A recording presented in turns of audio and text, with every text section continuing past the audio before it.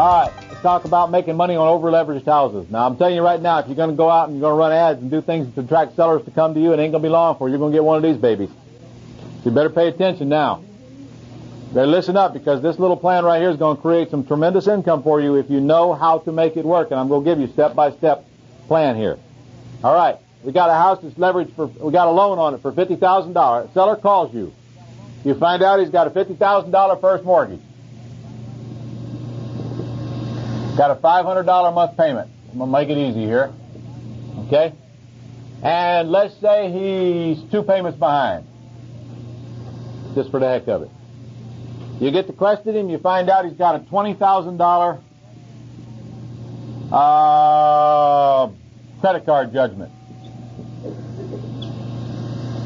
Spelt wrong. Okay? You also find out that he's got a $20,000 mechanics lien. He had a pool built, didn't pay for it. Must have been a nice pool, huh? And if that's not bad enough, you find out that he owes IRS 20 grand.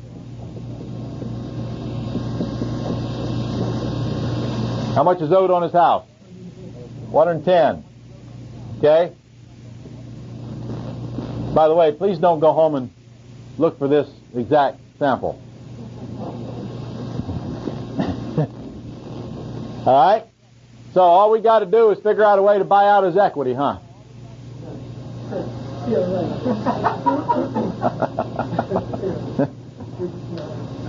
He ain't got no equity. He's 10,000 in the hole. All right? Do you think we're going to have too much trouble making a deal with this individual to get title to their house if they're calling for us looking for answers? First of all, is this individual going to be hard to get along with, number one? Huh? Not hardly. They're calling your ad because they're grasping for some sort of a straw here to see if there's any way in the world they can get any kind of money out of this house.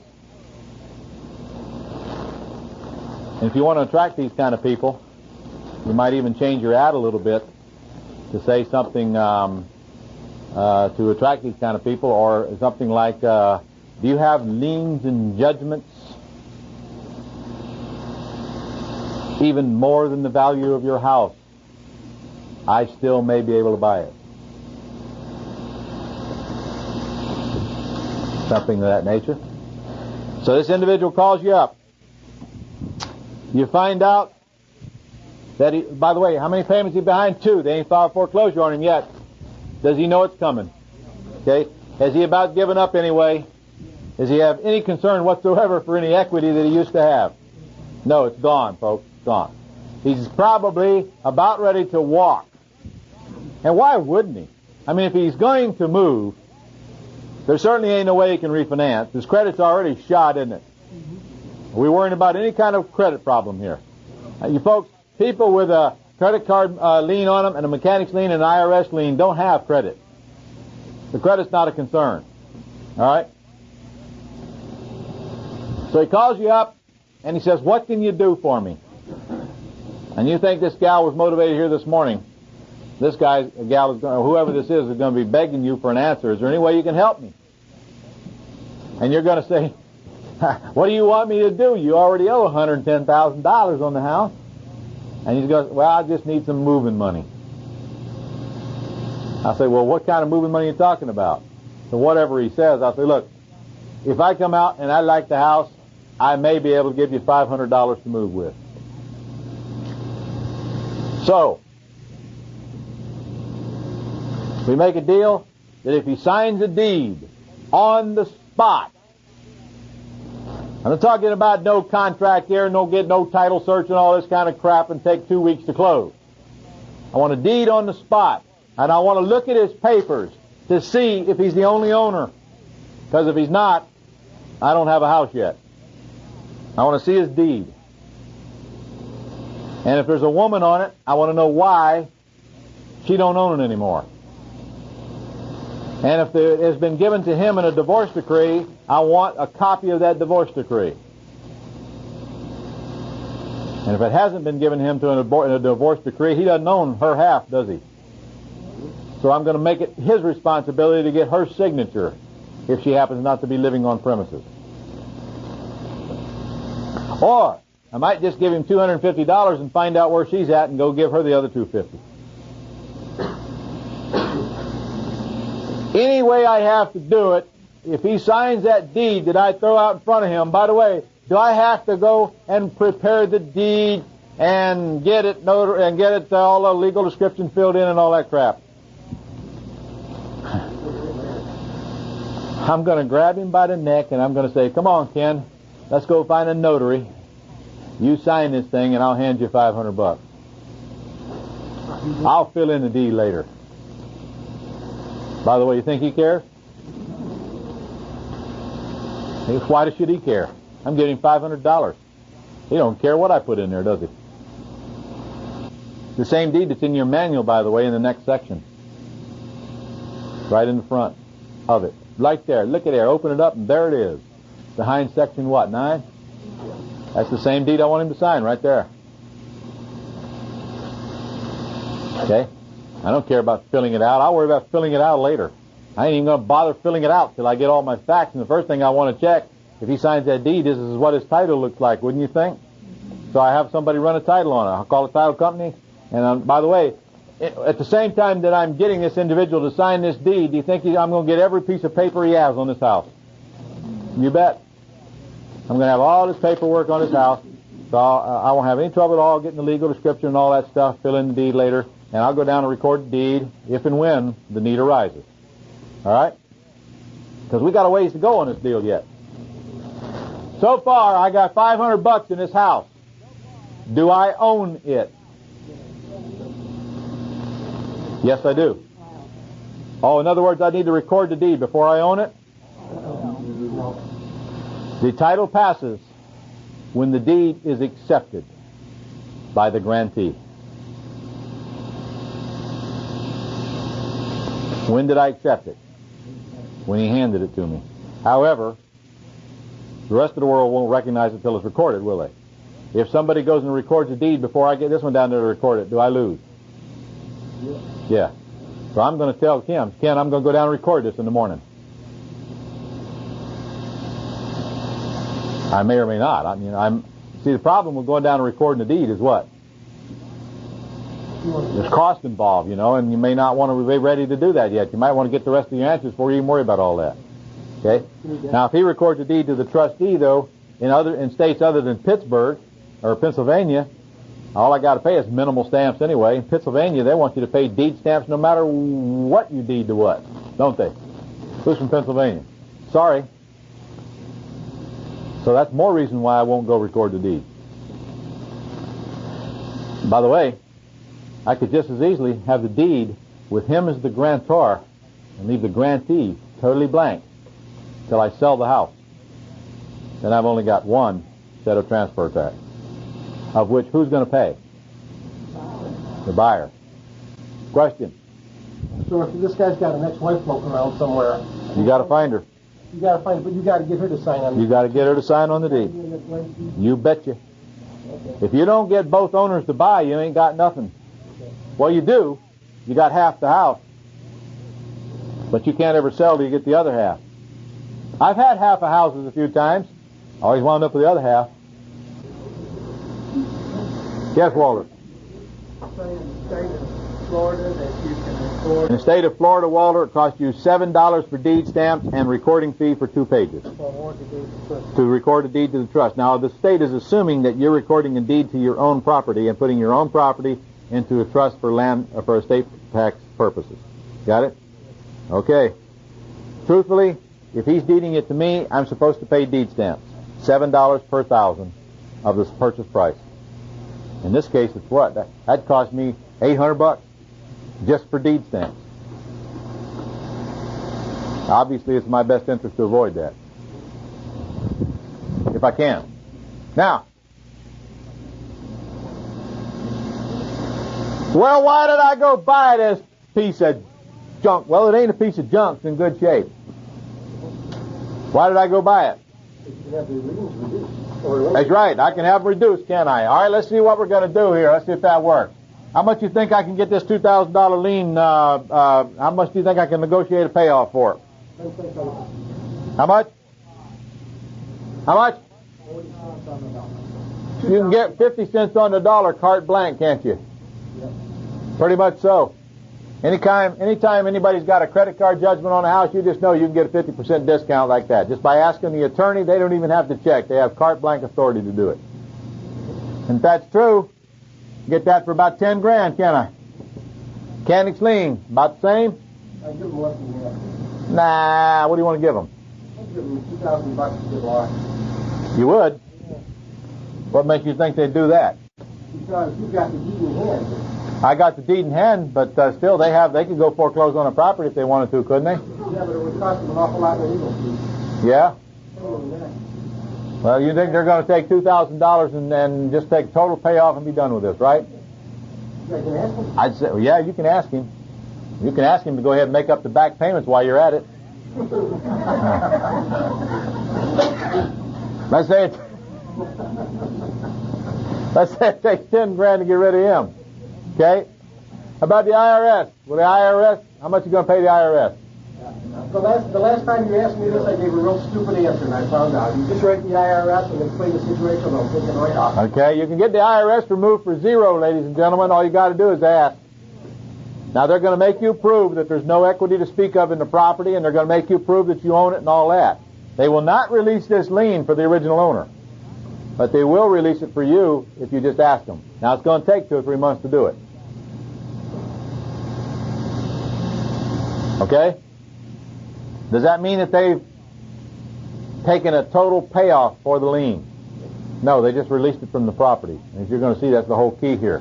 If I do, in fact, buy this lien for that and get a payoff, and buy this lien for that and get a payoff, how much am I going to have in this deal? I'm going to have 50, 60, 70, 71.5 in it, aren't I? How many of you think that's a good deal? It's a $100,000 house. 71.5 for a $100,000 house ain't a bad deal. However, you got $22,000 of it in cash, don't you? That sucks. Big time. What's the back door? Well, you could retail it, couldn't you? Couldn't you? Let's see, $100,000 R times 70% is $70,000. Less repairs would be the Mayo, and we never pay Mayo. I guess we could make a profit if we retail that house at that point. However, we got to get a whole heap smarter than this. All right?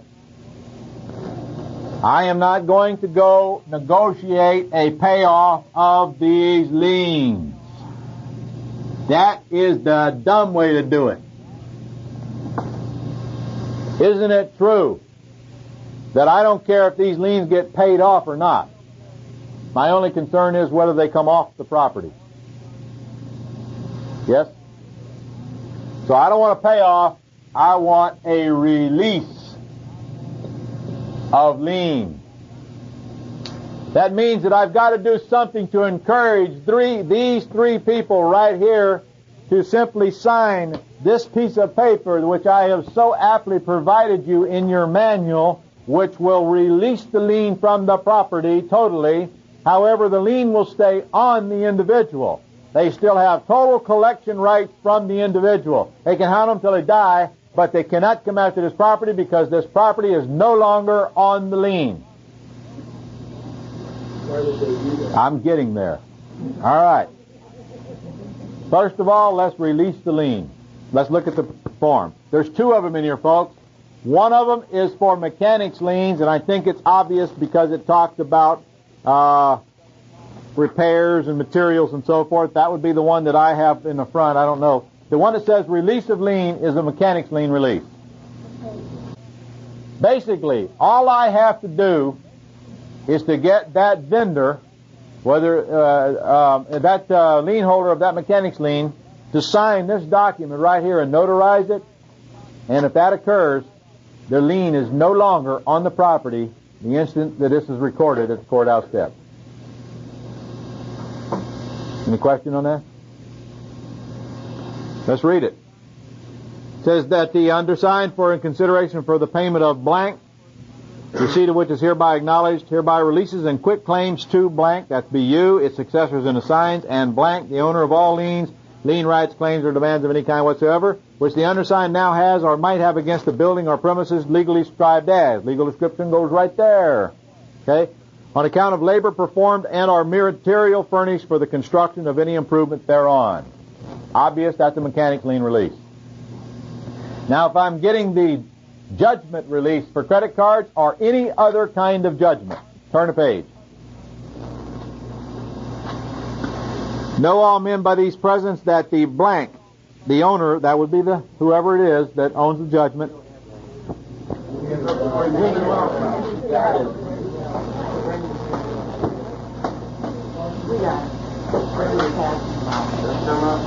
That's what I'm talking about.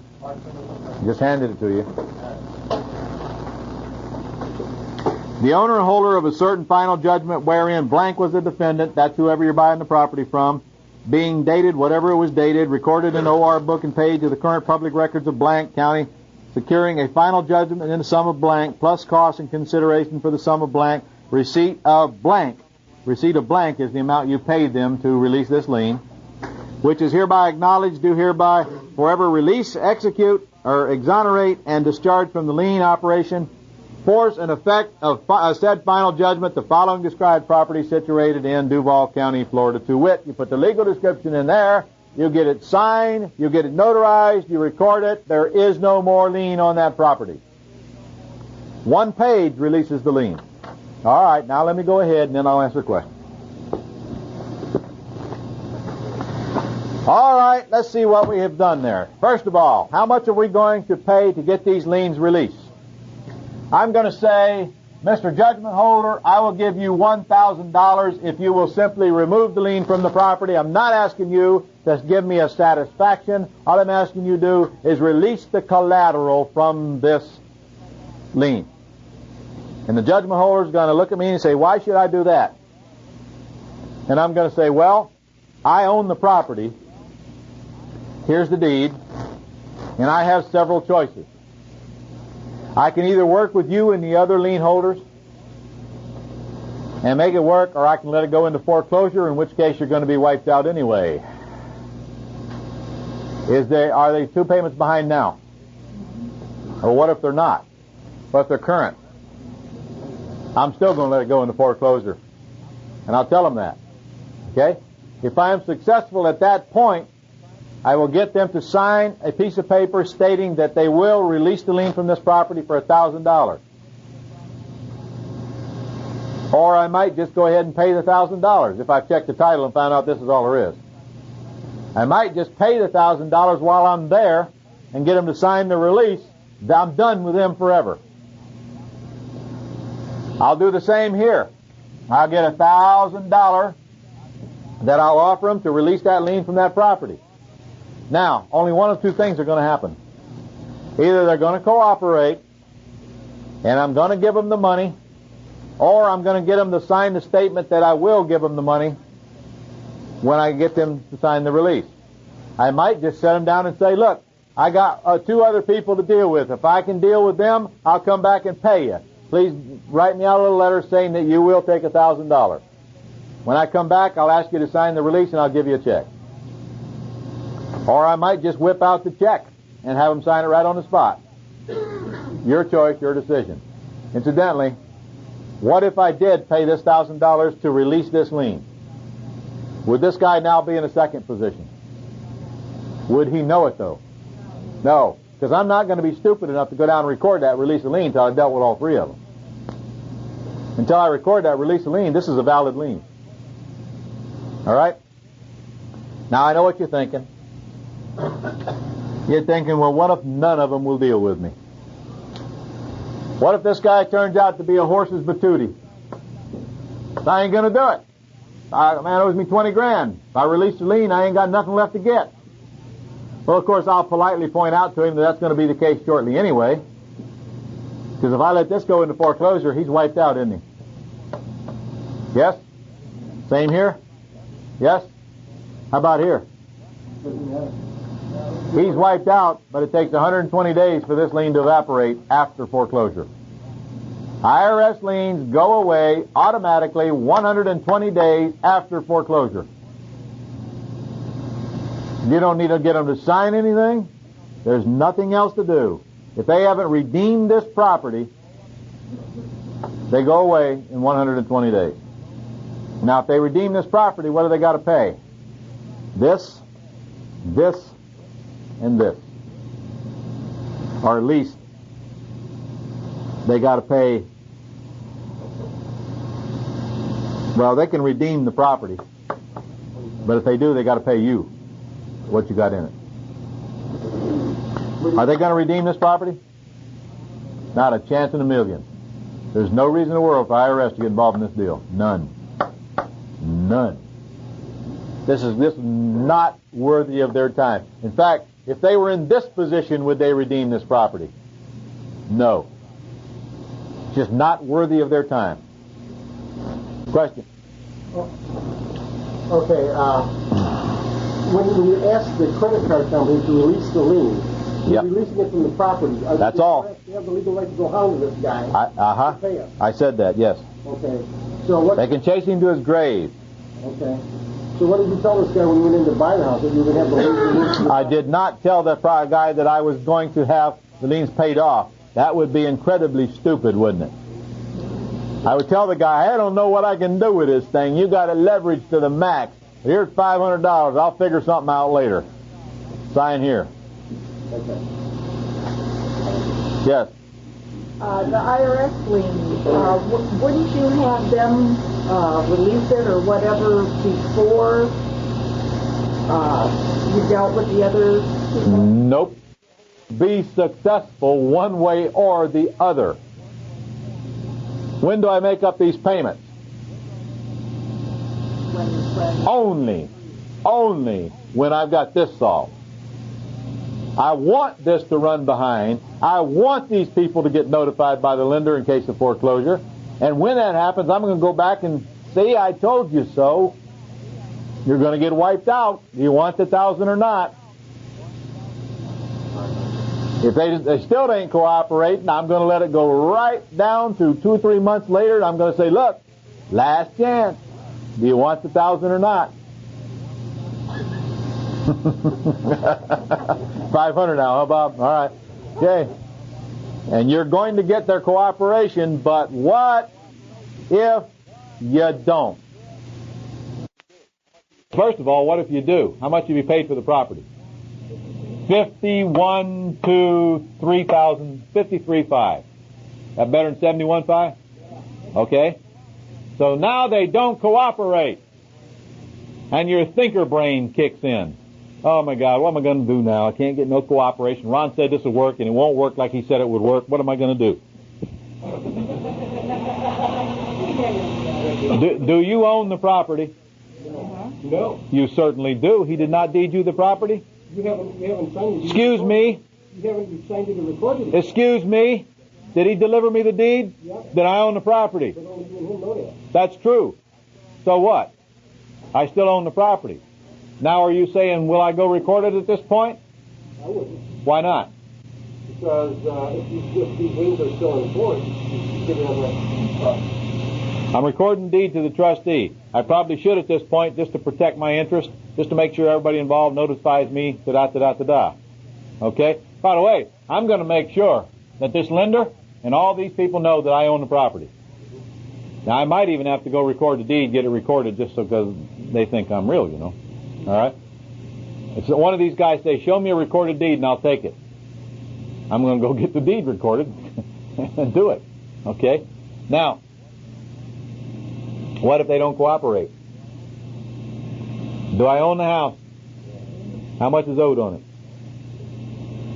No. If they don't cooperate, there's 110 grand owed on it. Right? Can I rent the house? Well, in order for me to rent it now, I've got to bail it out of foreclosure. So, if I'm six payments behind at this point, I'd have about $3,000 to bail it out, and I paid $500 here. So I got $3,500 in this house, don't I? All right? No, I'm not going to take the air conditioner out of it. However, that is a possibility, isn't it? Huh? Can I rent the house out? Oh, yes, I can. I own it.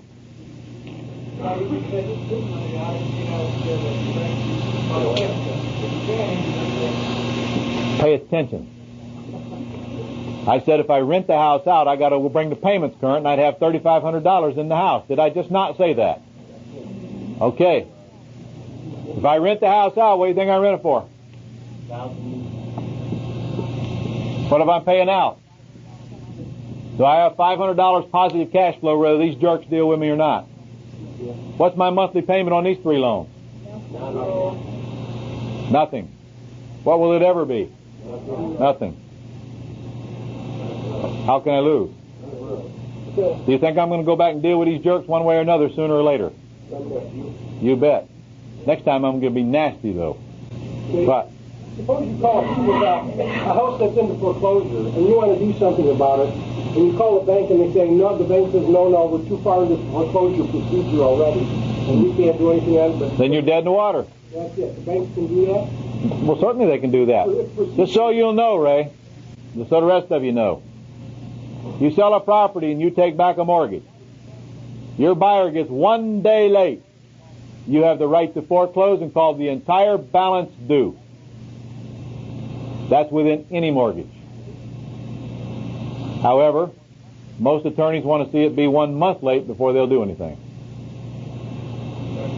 Just so you think that is your right to bring the payments current, that is not true.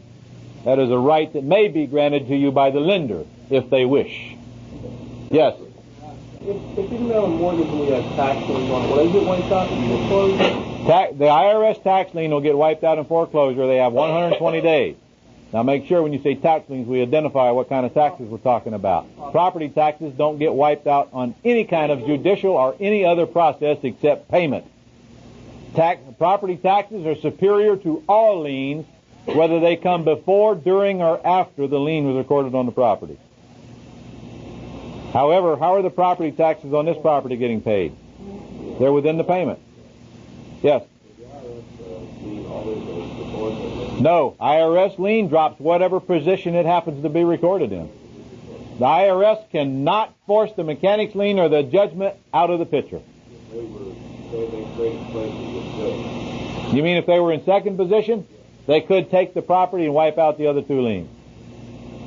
It doesn't make any difference who's in second position. They can wipe out third, which brings me to the next chapter of this story. Suppose this guy will not take $1,000 to release the lien, but would take $10 to buy the lien and assign it to me. Am I now in second position on the house? Could I then foreclose these 2 turkeys off? Hello? Sure could. Even IRS. Even IRS. That's cool? Yeah.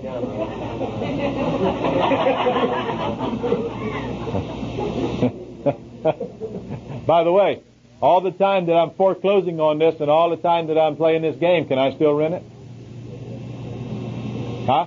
Can I still get me a $500 a month positive cash flow on this house I got $500 in and had to make up 2 payments? You bet. See, I don't have to sit here and make this payment while I'm doing all this nonsense. I got time on my side. I got almost no money in this deal. I got a $100,000 house. It's not whichever way you win or lose. It's which way you win first. Now, I don't want to make up the payment. I don't like this guy. I don't like this guy's wife. I never did like IRS. Have you or have you not recorded the deed? I probably should have recorded the deed, but I don't really think that would be necessary. If I have it in my hand, I own that property just as legally as if I record it. Okay. Geez whiz. I hope you don't go taking air conditioners out of houses. No, she's going to make me do it. But I'm just trying to tell you that, when you own the house, you can do whatever you want to do with it. Now, could the lender come back and probably have some claim against you? Why? You didn't sign no mortgage. That's right. You're just foreclosing the mortgage. Your name is not on the mortgage. That's right. I love it, don't you? Huh? I shouldn't be teaching you guys these sleazebag tricks. I really shouldn't. You don't foreclose a mortgage anyhow. You foreclose on the Well, in this case, if I had to buy this guy here out, I would be foreclosing this judgment. Remember now, I don't want a satisfaction of this judgment for $10,000. If he satisfies this judgment, I've got nothing to foreclose with. I don't own any lien anymore because it's satisfied. You want an assignment of this judgment. In other words, you just want to own the judgment. And I bet you I can get a lot cheaper than $10,000 too. However, I probably never have to worry about it because I just almost guarantee you the guy's going to release it for $1,000 if I show him that it's in his best interest. If I buy the judgment, then I'll own it. Mm-hmm. No. If they release the judgment, it means they just take it off the property. They still own it. Okay? But if I buy the judgment, they have no more rights to collect. Try this one on for a sleazebag, sneaky, lousy, dirty, underhanded trick.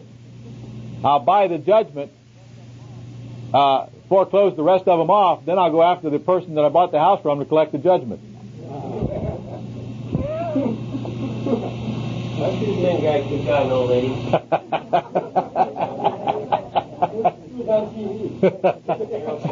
See, while I was dealing with this thing, I learned a lot about this guy, didn't I? I learned where all of his assets are, where his car is, and all that kind of stuff. No, gee whiz. Even I wouldn't do that.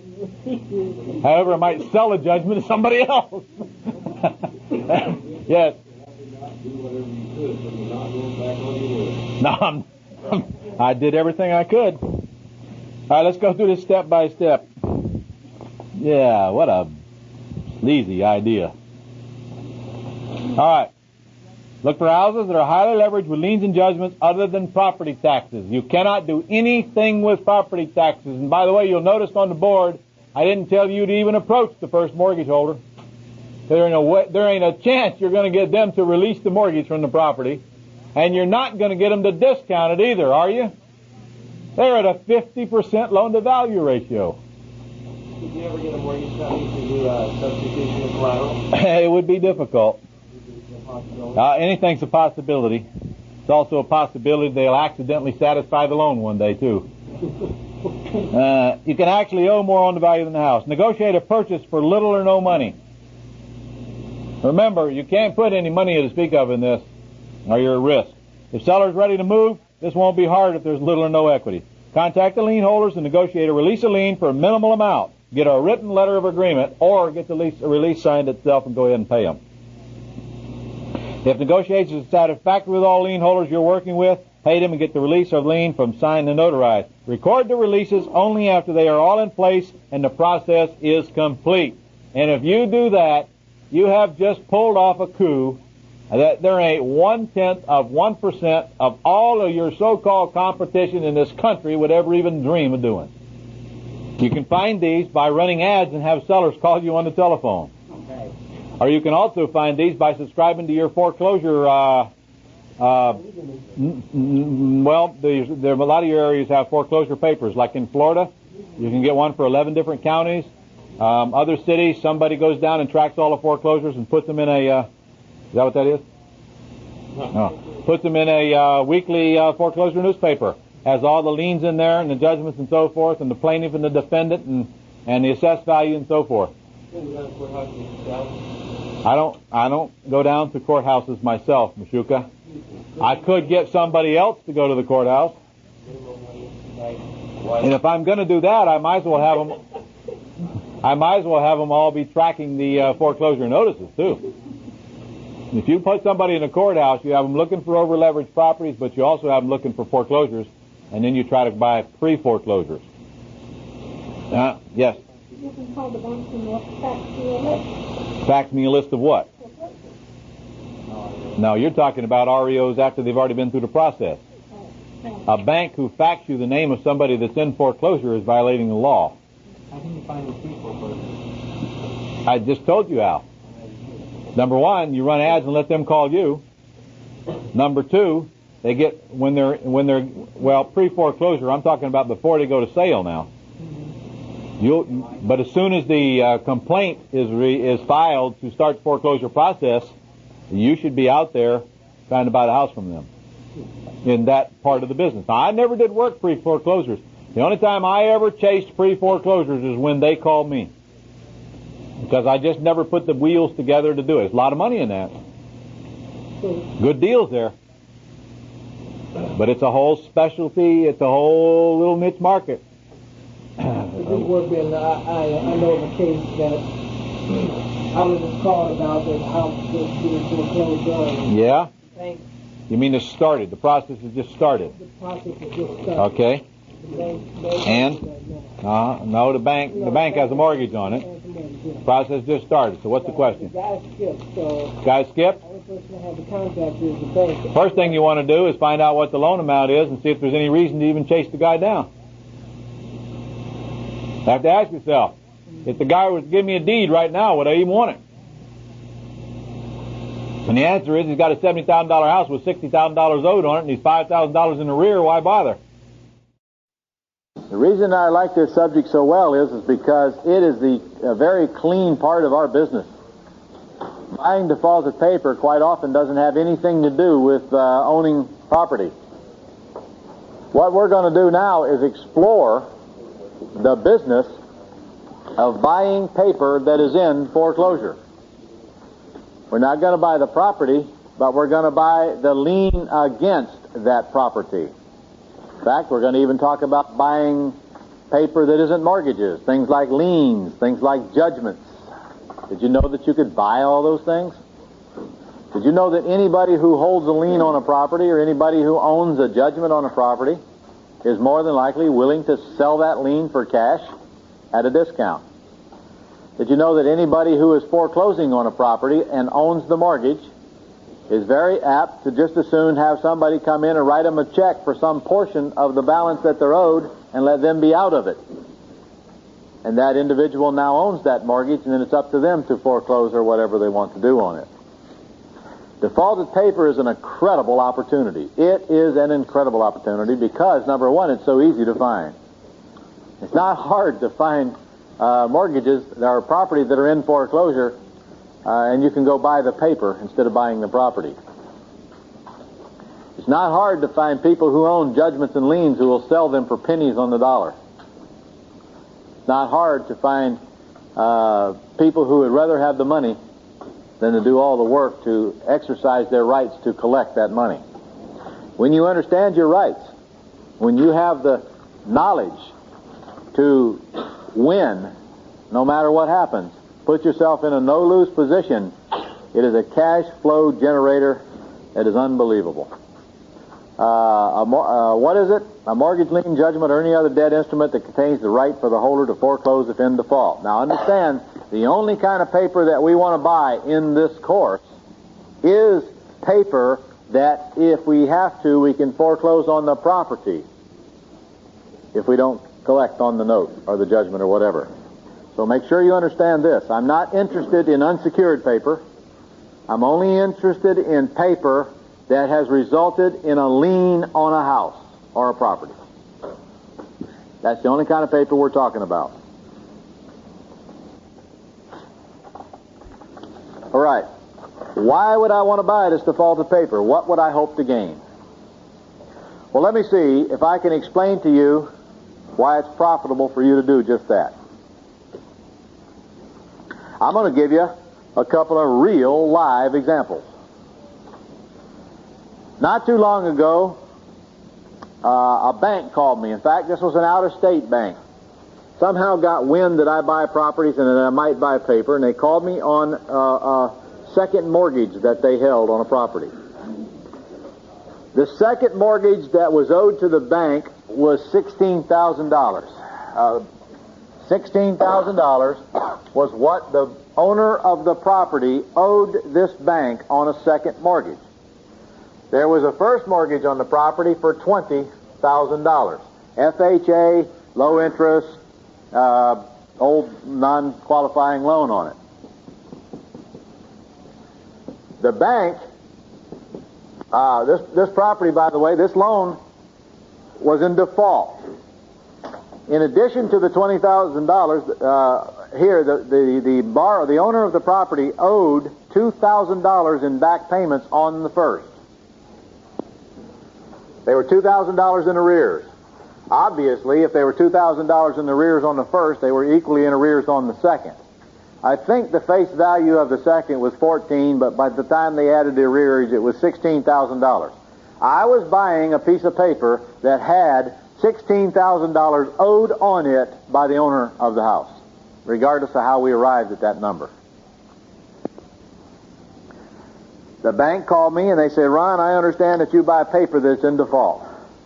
And this gal's name, see if I can remember her, Donna. Her name was Donna. And I said, yes, Donna, sometimes I do. What do you got for me? She says, well, we got this property down in Jacksonville. Has a $20,000 first mortgage on it. There are $2,000 arrears on that. We have a $16,000 second mortgage. I'd like for you to go out and look at the property, and we want $10,000 for that second mortgage. Now understand, the first mortgage holder was foreclosing on the property. What kind of position did that put the bank in? Second position. They either had to bring the first current to protect their interest or get wiped out. So you understand their position, don't you? All right? They called me and they decided they'd rather just sell the paper for $10,000 and be done with it. I said, okay, I'll go take a look. I went out and looked. Couldn't get in the house.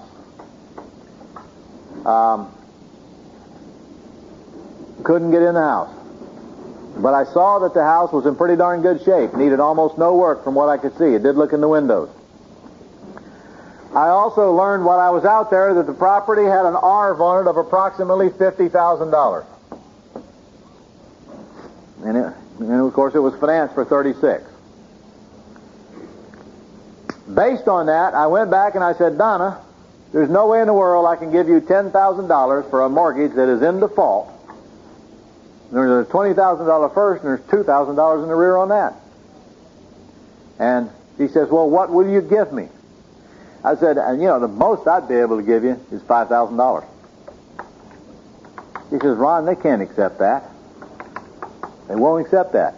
I said, well, Donna, I don't want to pay any more than that. You go back and tell them that I'll give them $5,000 and just let me know.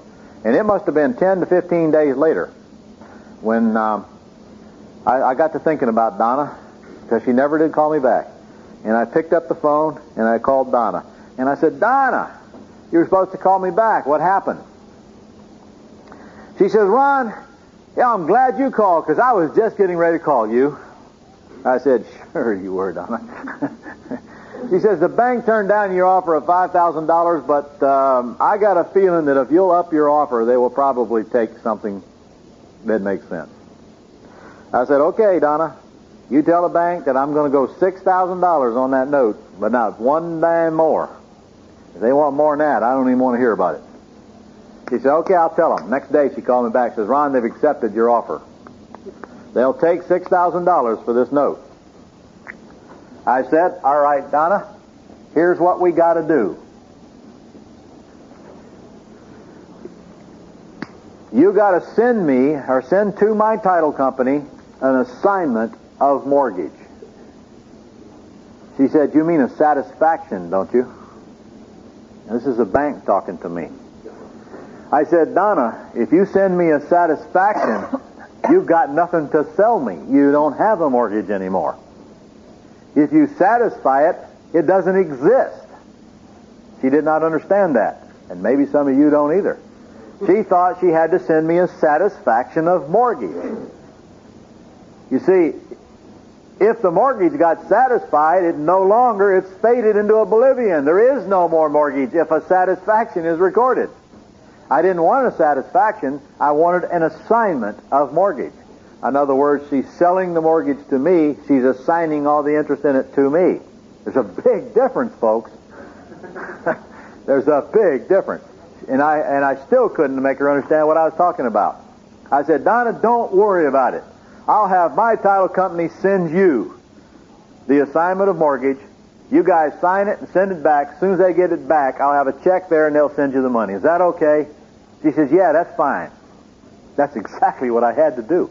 I had to get my title company to prepare the assignment of mortgage. Now, before I did all this, by the way, I had her send me all the information she had on this loan. She sent me a copy of the note and a copy of the mortgage, and she told me how far they were behind and all that information. And I had my title company check the title. I didn't even need title insurance. They just checked the title. Okay? And I knew that the title was okay except for these two loans against the property. In the meantime, I had them, and after that, I had them send her an assignment of mortgage. They signed it, sent it back to the title company, and I delivered a check for $6,000 to the title company, and which they delivered it to the bank. The bank is now out of it. They have nothing else to do with it. They've sold the mortgage to me for $6,000. Okay. Now, why in the world would I want to buy a $6,000 mortgage on a property that was in foreclosure for $6,000? All right. Let me tell you what my intentions were. If I bought this mortgage, by the way, for $6,000, what am I owed if they were to pay me off? $16,000. Okay? Now, if I would have got paid off as planned by either refinancing them or selling it or whatever, that would have been a sweet $10,000 profit without ever touching the property, wouldn't it? Okay? Now, however, I finally went out to see these guys, and boy, I thought I was going to go get them refinanced, or I was going to pull one of these rabbits out of my hat. And man, their credit really stunk big time. And there was no way that I could get them refinanced based on any kind of resemblance of credit because the loan-to-value ratio was too high. Private mortgage wouldn't work because the loan-to-value ratio was too high. I could not get them refinanced. I tried to buy them out of the house. Because remember now, they still own the house. I only bought the mortgage. I didn't buy the house. So I tried to buy them out of the house. I said, look, I'll give you $3,000 if you'll be out of here by the end of the month and deed me the house. They wouldn't do it. They just knew. In fact, I remember their words distinctly. They said, we're not concerned. They left me no choice but to go down and file foreclosure on them. And I did. And about 4 months later, we got right up to the day before the sale. And they filed Chapter 13. Reorganization. I said, okay, I've seen this trick before, no problem. They filed Chapter 13, and by the way, whose idea was that? Theirs or their attorneys? Their attorneys, naturally. They filed Chapter 13, so the judge issued an order that they would, from that day forward, Chapter 13 is reorganization, incidentally, in case you didn't know. The judge says, okay, from now on you start making your regular monthly payment. You must have a payment to this person within 30 days. Okay, and that was the order.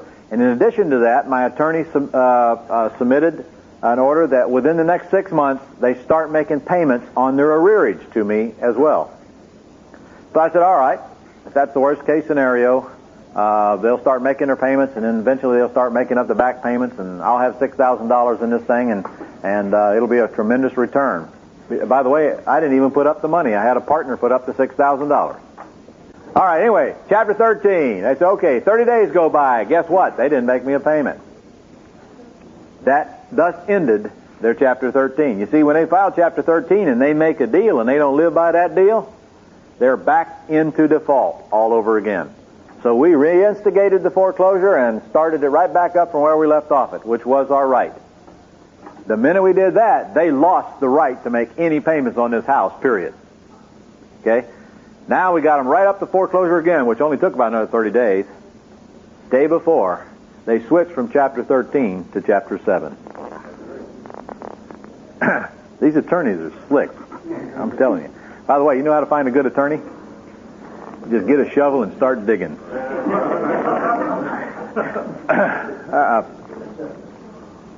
I said, this is a neat trick. It's the first time I had this one pulled on me. But anyway, the moral of the story is it didn't take long. Within the next 2 months, because we were able to continue on with the foreclosure, even though they filed Chapter 7, did not stop us from foreclosing on the house. And for your information, it does not. It only slows it down. Does not in any way jeopardize the debt. You still have the right to proceed. They just slow it down a little bit. It took us 9 months total to get these folks foreclosed on. But we finally foreclosed on them. And they had 10 days to get out of the house and before we were delivered clear title, or at that time they had 10 days to redeem the house. They did not do it naturally. So we wound up owning the house. Now, what did we have in this house? We had $6,000 that we paid for the mortgage. We had $1,500 in foreclosure costs.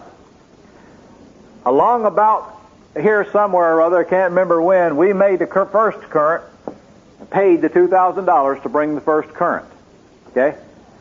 So we had 6 in it, 15 in it, $2,000 in it.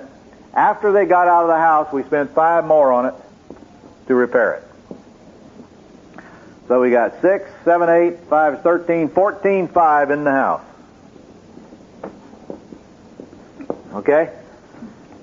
There was a $20,000 first mortgage on it, so in fact, we were into the house for $34,500. We sold the house for $55,000 after we got through fixing it up. So, it's kind of a back door into buying the house. Now, I didn't really want it to work out that way. I didn't plan it to work out that way, but I knew when I bought this $6,000 mortgage that there's no way I could lose. That's all I really needed to know at that point, isn't it? There's no way I could lose. So we made, I think we netted about 15 grand on that house. I would have much rather netted this 10 and got paid off and been done with it. It would have been a lot easier. Okay, in that case. But let me tell you about another story now. Question first. Yes. It took 9 months to get them out. Only because of the bankruptcies nonsense. First running along that same kind of payments on the first? The first was running. We made the first current, but the payments were so low that I think they were $100 and some odd dollars a piece. We did incur another $1,000 or so cost there in paying the first. That's why we only netted 15 because I didn't use a realtor to sell it. We sold it and our costs were very minimal. How'd you take care of the 20? Did you buy that? The 20 we made payments on while we were holding. We brought current to keep them from foreclosing. The 20 was paid off when we sold the house and got our buyer a new loan. Okay? When you're in second position, you don't have to pay off the first, contrary to most people's belief. You just have to keep them from foreclosing you out. No, the first was current. We made the first current and kept it current. Well, that first is not assumable. What's that do to you? Nothing. Nothing. Even though it went out of their hands into you? But it did that by foreclosure. Okay, that doesn't upset the... It possibly could. The lender could call the loan due. Again, that's the last thing in the world the lender wants to do is call a loan due. He wants somebody to bring it current. What if they had called to do? Get the house he doesn't want. No. Are you crazy? I got $6,000 in this Hummer. He ain't getting this house. No way. What if he called it due and I was broke and I didn't have any more money? You think I could get a private lender and make me a $20,000 loan on a $55,000 house? I believe so. What do you think? That's the worst case scenario, isn't it? Now, what do you say? I don't think that the first can call the loan due because all you're doing is protecting your interests. It don't make any difference what you think.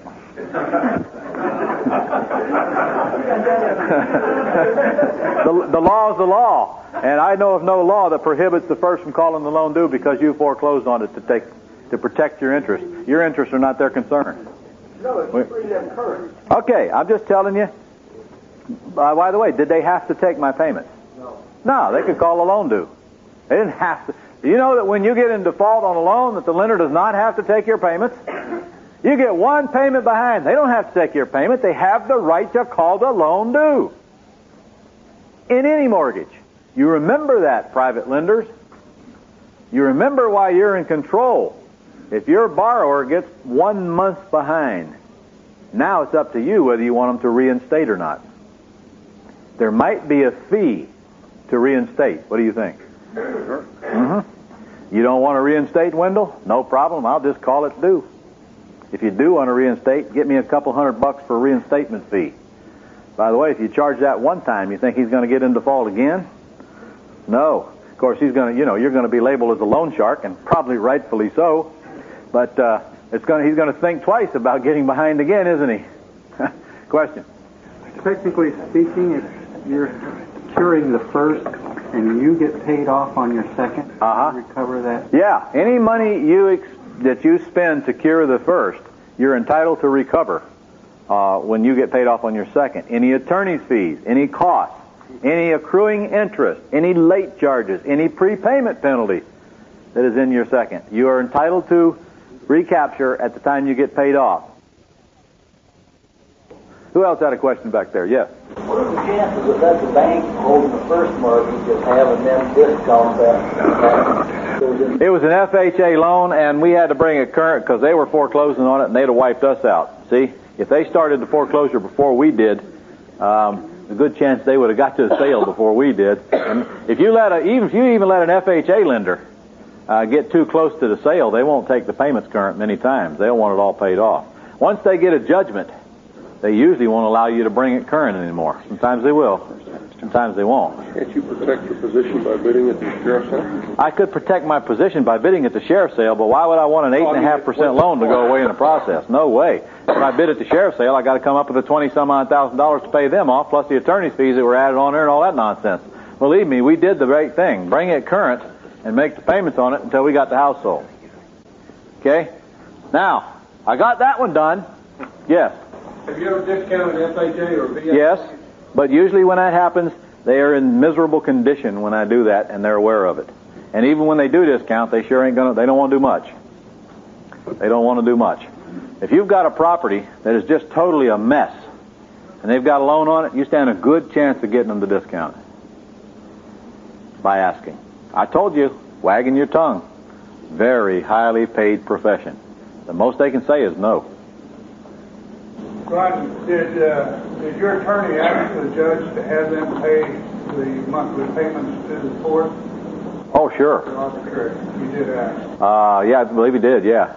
In this case, it didn't matter because they didn't intend to pay monthly payments when they made the deal to begin with. That was a good stroke. Yeah. Yeah, their attorney guided them right on through, and he did the right thing for them. He pulled some of the same scumball tactics out that we have to use sometimes. Do you have a question? Yeah, did you have to refile the foreclosures after? You have to reinstigate it. You don't start all over. Okay? If you don't start all over. You see, if they don't abide by the rules that they agreed to do in the Chapter 13, you can just continue on with it. Your attorney can do all that nonsense for you. You don't have to know every step of the way, know all these aspects. Now, I got that one solved, and the same bank called me on another one. This was a much smaller one. They said, Ron, we got a house almost in that same area as that other one was, and it was too. It's right around the corner. I don't know what it is about that area. Concrete block house. I went over there. Well, first let me give you the details. Strangely enough, they said there's a $20,000 FHA first on this property, and strangely enough, it's $2,000 in arrears. Same numbers. But in this case, we have a $6,000 second, counting the arrearage. And we need $1,500 for it. Okay? I goes over and looks at the house, and it's worth about $52,000 as well. Except this house has a rotten carport. I mean, the carport is caved in. So I just assumed that the rest of the house inside was like it because I couldn't get in. And I just assumed it needed a lot of repairs. And what I found out later was that the gal that owned the house, in fact, the inside of the house was immaculate. She just didn't have the money to fix the carport. She figured she'd better have it raining outside than inside. So she kept the house in shape, let the carport just go. You know, she didn't park her car under it. I mean, there were rocks laying on the concrete and everything where it just caved in, so rotten. Okay, I goes out and looks at the house. I called Donna up and I said, Donna, you must be kidding me. This house is in miserable condition, and you're trying to sell me this thing for $1,500. By the time I spend the $10,000 on that house that it needs, I'd be in a hole. She says, yeah, we know it's in bad shape. Somebody else had drove by and saw the carport hanging too. I said, okay, well, listen, what are you going to do? I'm not going to give you no $1,500 for that $6,000 note. She says, well, make us an offer. I said, you won't like it. She said, well, make it anyway. I said, $300. She says, are you kidding me? I said, Donna, we've been through this before. She says, all right, I'll ask him. And the very next morning, she called back and says, we'll take it. $300. I said, okay, Donna, I know the routine right now. I'll send you the paperwork. She says, great. And I did the same thing. We sent it up there, had her sign it, sent it back, and I delivered the $300 to my title company. Okay? Then I goes out, and I finally gets in the house. And I sit down, and I'm talking to this lady. It was a young, single lady with 2 children. Her husband had just evaporated. Just left her with all the bills and all the mess. And she don't even know what happened. He just came up and said, I'm leaving, and never came back. And boy, I'll tell you what, I sat down with her. By the time I left that house, I was in tears. Sad, sad story. Well, almost, Larry. Almost in tears. I believe in that, too. and she says, you know, I really love this house. You know, the fact that she liked the house so much and wanted to stay and hadn't give up convinced me to work with her and not work. It was a different story than the other couple. They just didn't want to work with me. They didn't want to do nothing. They're going to have it their way or no way. Okay? This gal wanted me to help her out, begged me to help her out. I told her I just bought her mortgage. I said, okay, here's what we can do. My information shows that you're $2,000 behind on the first. She says, no, sir, I'm not $2,000 behind. I paid that money. I said, okay, well, I'll check that out tomorrow then, because I just knew she was lying to me. I called the attorney's office tomorrow that was foreclosing and found out she was $218 short of having the entire rearage paid. So I went back out to see her and I said, listen, I can see you really want to keep this house. Put another $218 in there by Friday so we can get that first mortgage caught up, and here's what I'll do for you. If you catch the first up, I don't want any of your money. You owe me $6,000. I'll take actually she only owed me $4,500 on principal, okay, or something like that.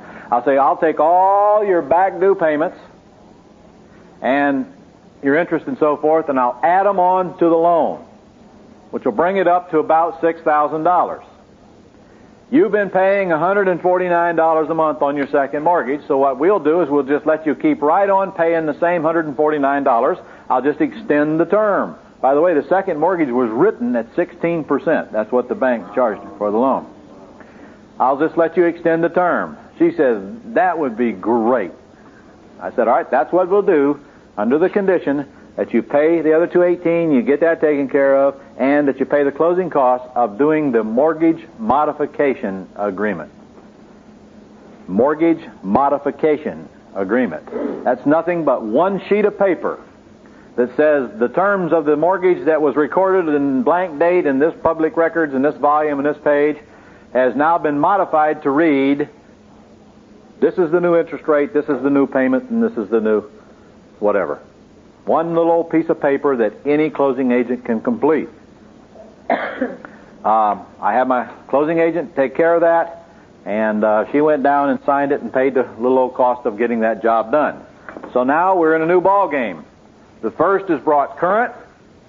I own this $6,000 piece of paper secured by this $52,000 house. I've got $300 in it total, and she owes me $149.25 a month forever or so. This has been 3 years ago now. She's been paying $149 a month for the past 3 years. What kind of return is that for a $300 investment? Huh? Pretty good return, isn't it?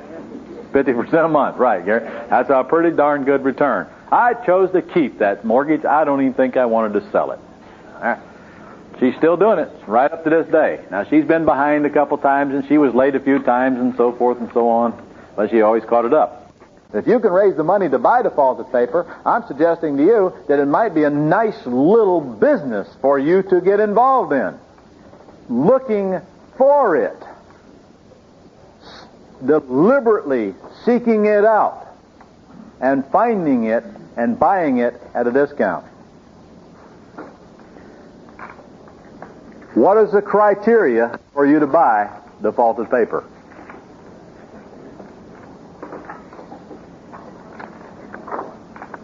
Again, could it have been a judgment on this property that I bought instead of a mortgage? In fact, could I buy a judgment usually much cheaper than I can buy the mortgage? Yeah, most people don't have a clue on how to exercise on a judgment. By the way, do you need to know? Do you need to know the steps to exercise on a judgment and foreclose on the property? No. All you need to know is that you can do it. You let your attorney take care of all that nonsense. That's why you hire professionals. Same with any other kind of a lien on the property that can be foreclosed. Come on up here. You got to get on microphone so they can hear you. All right. While she's doing that, let's talk about the criteria. First of all, your purchase price plus the cost of foreclosure should put you in the property at a very low loan-to-value ratio. Folks, that's probably the only criteria to determine whether you want to buy the paper or not, isn't it? Other than the price, of course.